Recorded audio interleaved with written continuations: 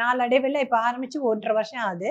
நாளடைவில் அதுவுமே எங்களுக்கு கொஞ்ச நாள் சரி மாற்றி பார்ப்போன்ட்டு ஒயிட் ரைஸு, சாம்பார், புளிக்குழம்பு, சோயா பீன் குழம்பு, தட்டாம்பயிறு குழம்பு, இந்த மாதிரி பூண்டு குழம்பு, வத்த குழம்புன்னு அந்த மாதிரி சாதம், குழம்பு, ஒரு காய், கூட்டுப்பருப்பு, கோஸ் பொரியல், உருளைக்கிழங்கு பட்டாணி பொரியல், இப்படி அப்பளம், இந்த மாதிரி நிறைய நாங்கள் வெரைட்டி சேர்க்க ஆரம்பித்தோம் மத்தியானத்துக்கு.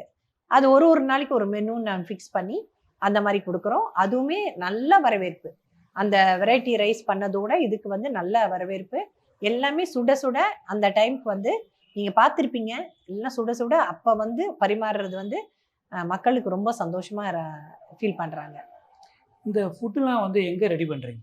நாங்கள் ஒரு கேன்டீன் வச்சுருக்கோம். அங்கே வந்து 3 மாஸ்டர்ஸ் இருக்காங்க, 3 அசிஸ்டன்ட்ஸ் இருக்காங்க, அப்புறம் மேல் வேலை பார்க்குறவங்க 2 பேர் இருக்காங்க.